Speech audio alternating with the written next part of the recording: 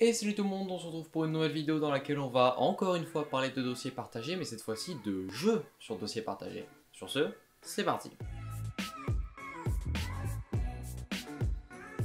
Alors dans cette vidéo, je vais dire quels sont les logiciels qui sont compatibles avec les jeux sur dossier partagé, mais aussi si ça a un impact sur les temps de chargement. Ouais, parce qu'on passe par le réseau, donc est-ce que ça impacte sur le chargement du jeu? C'est une possibilité. Concernant les logiciels compatibles, je me suis attardé sur deux critères. Si on peut installer un jeu sur un dossier partagé et si on peut en localiser un, c'est-à-dire si c'est votre PC principal qui sert à partager un dossier et que dessus vous avez déjà des jeux, est-ce qu'un autre PC qui s'y connecte peut simplement dire ouais, le jeu est là, est-ce que je peux y jouer? Alors tout d'abord, les jeux craqués, Steam, Uplay, Battle.net et Wargaming Center, vous pouvez installer des jeux et les localiser. Ceux-là, c'est ceux qui marchent le mieux. Bon, sauf pour Uplay, j'ai eu 2-3 petits problèmes, un petit redémarrage par-ci par-là, et c'était réglé. Donc ces 5-là, vous pourrez installer des jeux et les localiser sans aucun problème. Ensuite, l'Epic Game Store, vous pourrez installer des jeux, mais pour le localiser, c'est pas que c'est compliqué, c'est que c'est juste chiant en fait. Et enfin, Origin. Alors, il peut accéder au lecteur réseau, il peut analyser des jeux, mais il fait une erreur à chaque fois, qui fait qu'il les trouve, mais on ne peut pas y jouer. Donc Origin partait du principe que ça ne marche pas. Dans cette vidéo, je ne vais pas détailler comment faire pour localiser des jeux par-ci par-là, parce que si vous en êtes au stade de j'ai besoin d'installer mes jeux sur un dossier partagé, c'est que je pense que vous savez faire ça. Donc je ne vais pas m'attarder plus là-dessus et on va directement passer au temps de chargement, voir si ça altère ou pas.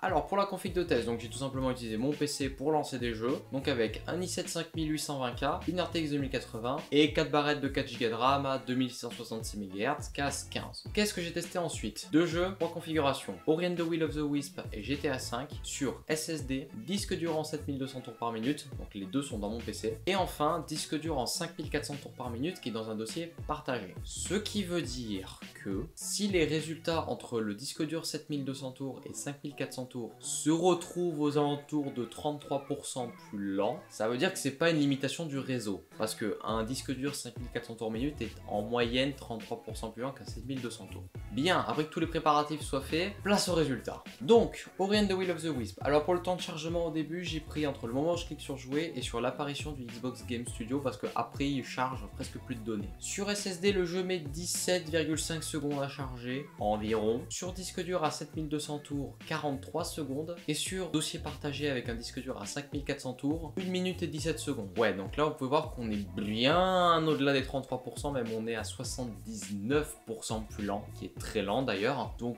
oui, pour Ori and the Will of the Wisp, là c'est plus une limitation réseau qu'autre chose. Voilà, limitation réseau plus disque dur.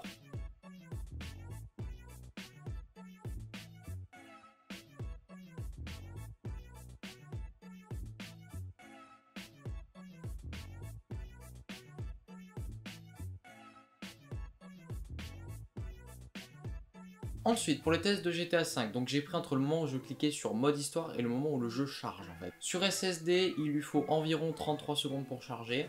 Sur disque dur à 7200 tours, 1 minute 7 et sur disque dur à 5400 tours, 1 minute 23. Donc là vous pouvez voir que les résultats sont beaucoup plus proches, hein. On est seulement 24% plus lent et ce qui équilibre un tout petit peu avec les résultats de Ori avant.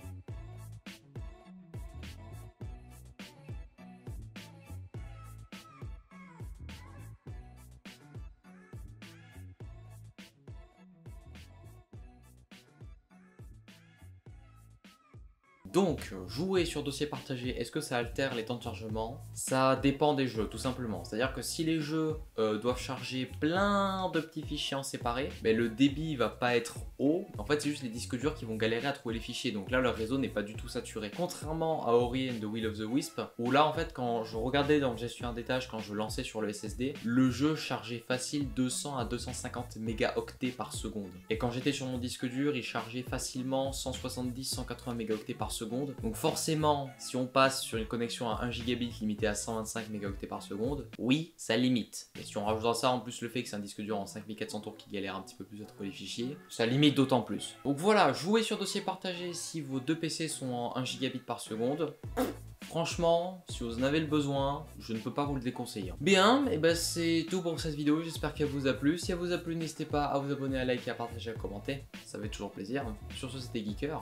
Allez, salut!